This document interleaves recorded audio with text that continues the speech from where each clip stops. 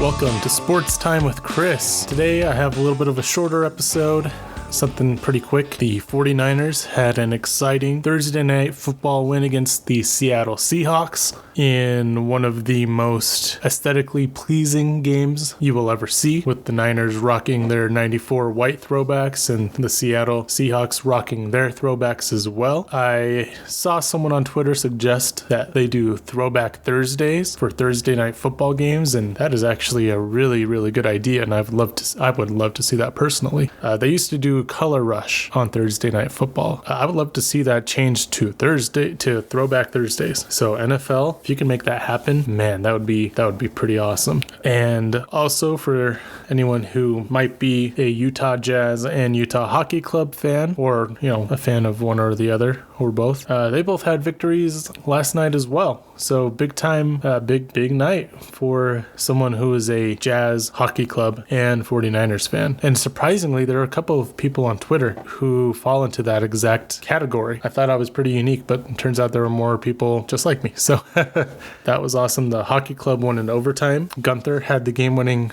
goal, which is really cool. He's quickly becoming a Hockey Club legend. And then the Jazz won their preseason game, which is, it's preseason, but still cool. And anyway, I'm going to break down the 49ers game. This is going to be a little bit of a different analysis than I usually do. I don't have a lot of time to record, so it's going to be pretty quick, kind of just hitting on points off the top of my head. Usually I like to write down notes and have, talking points, but I'm just going to rattle things off the top of my head because I don't have a lot of time to record, like I said. And it's going to be a very, very busy weekend for me. So with that being said, I'm not sure what the schedule is going to look like for next week. I know definitely I will be releasing my 49ers versus Kansas City Chiefs preview on Saturday, and there may be an episode before that. It just depends on what goes on. But with the Niners having kind of a mini bye week, I'm also taking a little mini bye week, and I'm trying to figure out, part of that is going to be me figuring out what I want the schedule to look like going forward for Sports Time with Chris. I want to do analysis of previous games. I want to do preview for upcoming games, and then I want to have a separate episode dedicated to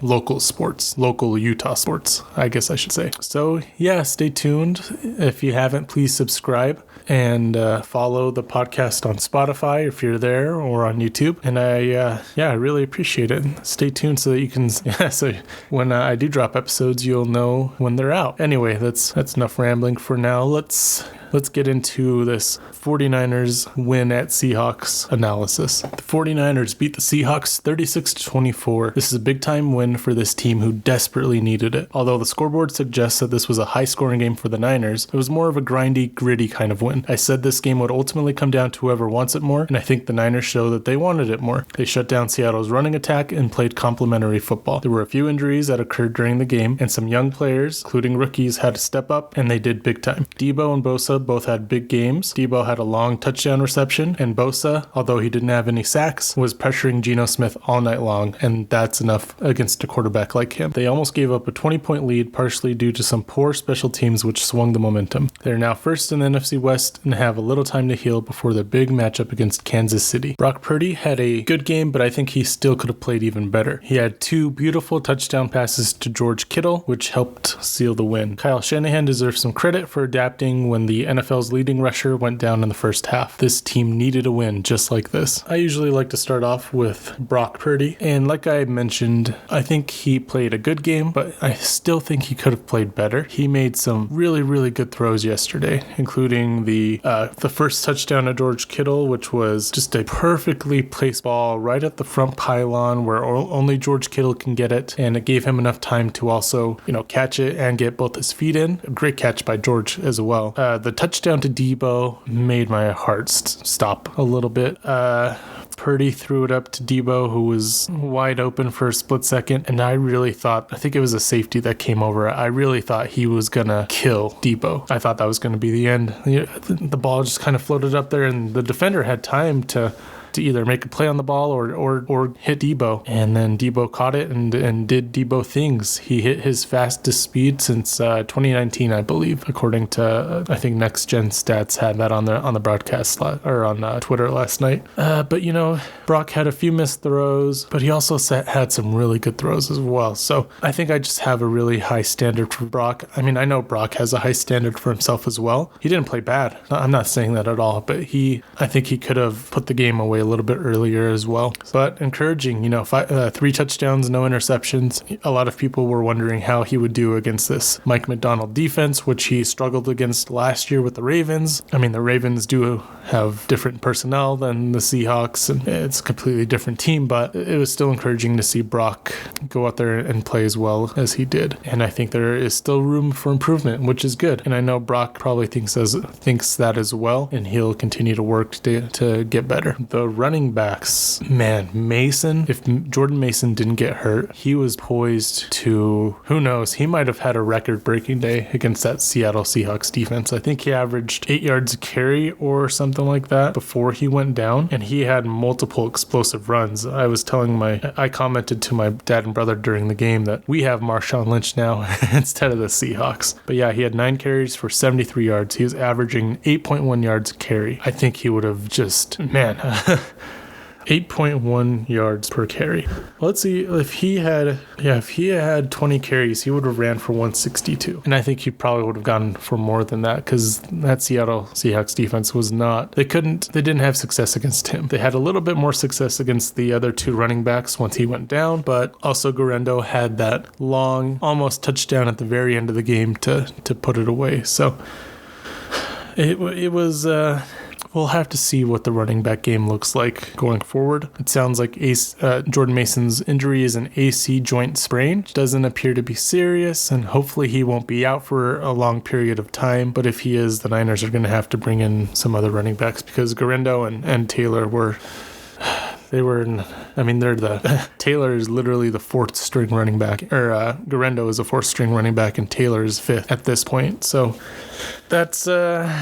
I just hope I hope Mason's going to be back soon. This running attack is going to need him. The wide receivers had okay games, nothing crazy. Debo obviously had that big catch, which went for a touchdown, but besides that, he was pretty quiet. Ayuk had a few key catches, and so did Juwan Jennings. I mean, I think this offense is still waiting to unlock some things. Like, there are some areas where this team can get better, and it is definitely in the passing game, and that's partially due to Brock. It's also partially due to the receivers, and I think there's a key guy who's going to play a big role in this passing game, but I'll get into that a little bit later. They did play, well enough to win the game. They got some key first downs. So also going along with the receivers, we're going to throw George Kittle in there as well. Like I mentioned before, he had some great catches. He had 5 receptions for 58 yards and 2 touchdowns in this game, and they've got to utilize George a lot more, especially in the red zone. I think George has started to become the red zone target, which is both good and bad. I think teams will start keying on that, which at that point the Niners have enough weapons besides George Kittle that they can start getting some more one-on-one opportunities and have some other guys score in the red zone, because it can't just be George, although he is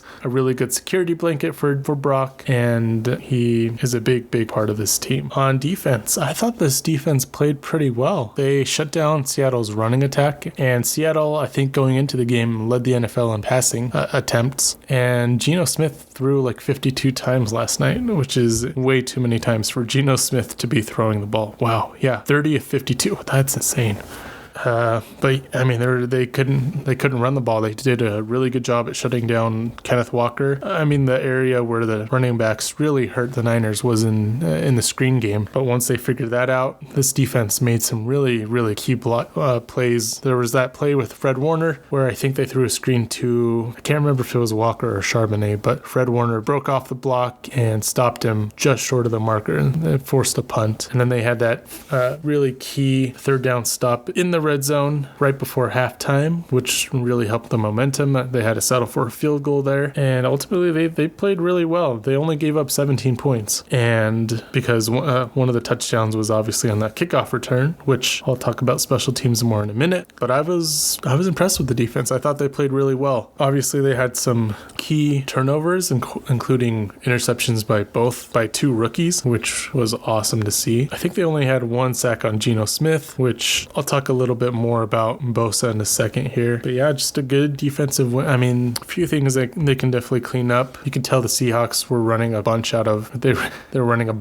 bunch. I think the offensive coordinator saw that the 49ers struggled with that, and they got them a few times, but I did see some improvement from the 49ers secondary with that, which is really good because Tarvarius Ward was a game time decision, and he was ruled out right before the game. And so they had to depend on Demo, Renardo Green, and Isaac Yiadom to step up. And I thought they did decent. And DK Metcalf still can't do anything against this defense. I thought with Tarvarius Ward being out of the game, he was going to have a shot at having a good game. And he did have a really long touchdown reception, but it was brought back due to a penalty. So personally, I think Nick Bosa had the best game on defense. And I know people are going to say, oh, he had 14 pressures, but he didn't have any sacks. Like, pressures don't do anything. And there is some truth to that. But what I will say is, against a quarterback like Geno Smith, pressures are obviously not quite as good as sacks, but they affected him. And Bosa really, really got into Geno's head, I think. Against other quarterbacks like Mahomes, Josh Allen,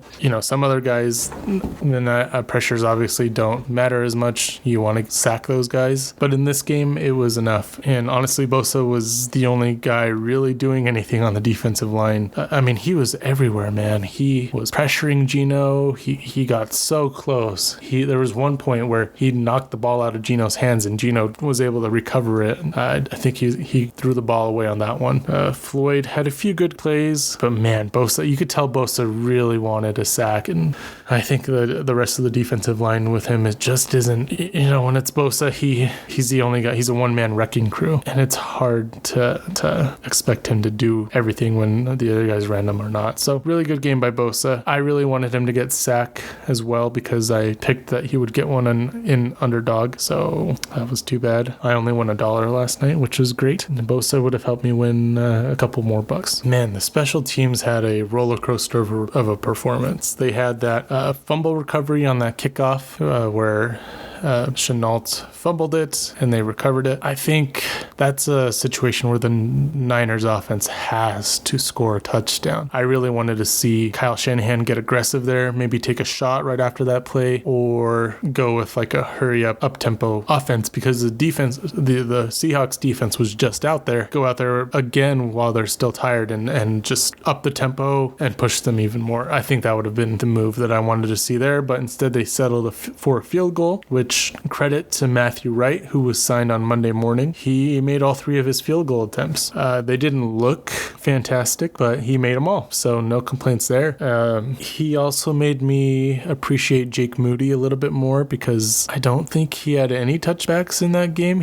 It didn't seem like he had the leg to kick it out of the end zone like Jake Moody does all the time. So that's something to watch. The special teams unit had some issues covering. Man, every time the opposing team has a chance to return a kickoff, I kind of cringe a little bit. I feel like they always have a chance to make a bigger return, and in this game they did. They had a kickoff return for a touchdown. So the special teams is just they're so inconsistent, and they completely swung the momentum back to Seattle with that kickoff return touchdown. I think they've got to figure something out when it comes to covering kickoffs, because what they're doing is just not enough. They also did recover a muffed punt where Chris Conley was pushed into the returner and the ball obviously touched off his hand, but apparently the officiating crew and New York don't have that angle, so Kyle Shanahan challenged that play and was forced to use one of his timeouts, which, with how the game was going, with how the momentum had swung to Seattle, that could have been a very key timeout, and the NFL, those officials, the NFL, New York completely blundered that situation, and it almost cost the 49ers a game if Renardo Green hadn't stepped up and made that interception. But yeah, that's something they got to figure out, because there's no reason why millions of fans around the world have more access than the NFL. Like, that is just stupid stupid, completely stupid. And one of the key reasons why the Niners won this game was because of rookies. Mustafa started off the game with an interception on the Seahawks' first drive, and the interception was partially caused due to Renardo Green, who was another rookie. He undercut DK Metcalf's route. I think it was Tyler Lockett. I think it was Lockett they were trying to hit, and Mustafa came up with a big interception. I'm sure he would have loved to stay in bounds and instead of giving the Niners the ball at like the 5-yard line or whatever it was. But hey, 0 points for the Seahawks is better than points. So big play there by Mustafa. That was just awesome. It was too bad that he had to go out of the game. He also had a few good tackles and hits, which was really encouraging to see from a rookie. This team has been struggling with tackling, and they figured it out in this game. And I just mentioned him, but Renardo Green also had a big game. He played really well, I thought, in coverage in general, but also against the DK. He had a few good plays in the red zone, but for a rookie to come in and step up in that situation, I think he played as good as he could have. And I think he earned the cornerback 3 spot once Charvarius Ward is back in the lineup. And of course, there was that interception where DK Metcalf could have helped his quarterback a little bit more, but it almost looked like Renardo Green was baiting Geno Smith. He was like behind Metcalf, and then he quickly jumped in front of him and got there right as the ball did. So that was really cool to see, and I need to see more Renardo Green in this secondary. Isaac Guerrero sealed the game with his big run there right at the end of the game, and he has been not the most exciting player on the running back committee, but he had to step in today, and although he didn't play a great, the rest of the game was okay, but on that last play, I think we really saw what he can bring to the table. He has struggled with reading some of his blocks early in the season, and I think that play could help him gain some confidence in knowing, hey, this is what I'm supposed to do, and if I do it correctly, then I can bounce things. And he looked really, really fast. I mean, he slowed up and slid there at the end, which I think he should have scored. Personally, I don't like this whole sliding down to waste time. In my opinion, I think you just if you can go up by 2 scores at any point in the game, you should. If I were a coach, that would be my philosophy, but it is what it is, and I'm hoping that Mason is good, but Guerrero has a lot of potential, and we saw that on that last play. I have been critical of Kyle Shanahan a lot the last few seasons, but I think he deserves a lot of credit in this game, and so does Nick Sorensen. Losing multiple players throughout the game, Shanahan had to adapt, and so did Sorensen when Charvarius Ward went down. So I don't know if the plan was to have him follow DK around or if that wasn't part of the plan at all, but I thought the secondary played really well. And then on offense, I think Shanahan dialed up overall a pretty good game. There were a few questionable calls for sure, which, you'll get that with Shanahan, but you have to give him credit for, despite being down multiple players, Aaron Banks went down at some point in the game as well, and they had the personnel that could go out and win that game. So you have to give him credit for that, being able to adapt on the fly, which is something that I have been critical of Shanahan for. So that was really encouraging, and I think he deserves credit where credit is due. What this win means for this team, like I mentioned in my preview episode, I thought this game was going to set the tone for the rest of the season. And while it wasn't pretty all the time, it was a good team win. And what I mean by that is, there were times where the offense was successful and they were able to put up points. There were times where the defense was successful and was able to shut down the Seahawks. There were times where the special teams was successful and not unsuccessful. And even when one area didn't have the most success, another area would step up and vice versa. So I think that was really key in this game. The defense had a few turnovers. Fred Warner actually almost had another punch out fumble, which was awesome. He punched it a little bit too hard where it went straight to the Seahawks, but no, I'm not gonna give Fred any crap for that. He has been unbelievable this season. Man, he almost had an interception.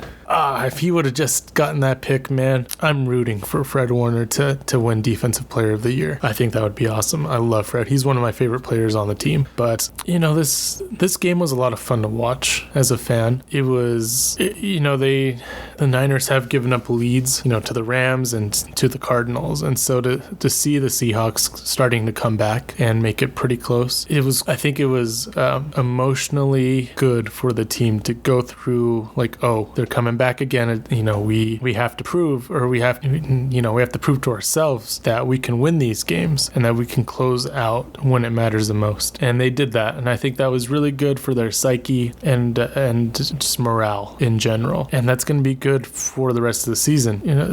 Like I said earlier, this was a grindy game, and the Niners, the NFL Super Bowl winning teams win these grindy games. And I don't want to compare this team to the Chiefs last year, but the Chiefs, struggled a little bit last season, and there were a lot of games where they had to figure out how to win, even if it wasn't, if it was ugly victories or they just, looks like they're up against the ropes and they pull out at the very end. I think it was really, really key. So going forward, this team knows that they can win these games, and they know what they have to do to win those games and what they can't do. Partially, it falls on special teams, man. I've said it before. Special teams, the offense runs 60. The offense and defense have 60 to 70 plays a game each. Special teams has maybe 10 to 15. I mean, that includes kickoffs, punts, field goals. So I don't know what the actual breakdown is, like how many special teams, how many plays per game are special teams usually. But despite that, special teams can really impact games. And one special teams play can make all the difference in a game. I mean, we saw that against the Seahawks, saw that last week where they think they were going for a field goal to tie the game, and the Giants blocked it, and obviously went up by multiple scores. And in this game, we saw the Seahawks get a kickoff return touchdown, and that completely shifted the momentum. One special teams play makes all the difference. And so for the Niners to be able to come back, and it impacted everyone. Like, the offense couldn't get going after that. The defense was starting to, because the offense couldn't stay on the field, the defense was getting tired, and they were giving up some plays and gave up some touchdowns. And so I think, it was really important for this team to get a win just like this. And it was, I'll be honest, this was a really, really fun game to watch, just as a football fan, but as a 49ers fan, this was the most high intensity, like anxiety inducing game since the Super Bowl. None of the other games this season have had that. And so it was very encouraging to see, and we'll have to see how this game against Kansas City goes. The Niners did get pretty banged up, so luckily they have a mini bye week, as they call it. Of course, Kansas City is coming off a bye week, so it's going to be all hands on deck for this upcoming game, and we will see what injuries happen or what goes on with all the injured players. And that is going to do it for this episode. I'm sure there are some things that I missed that I wanted to talk about this game, and like I said, I didn't have a lot of time to record today, and actually I've recorded a lot more than I thought I would. I just wanted to touch on some points that came to the top of my head and break down this game just a little bit more. But that's gonna do it. Let me know if there's anything you think I missed or what your thoughts on the game were, and I will get back to you next week. Stay tuned for the 49ers versus Kansas City Chiefs preview episode, which will drop on Saturday. As for the rest of the week, like I said, I'm going to take this mini bye week to figure out what kind of schedule I want to have going forward. It may be kind of a loose schedule, and maybe, I don't know. We'll see how things go. I am pretty busy nowadays, especially with a 7-month-old daughter.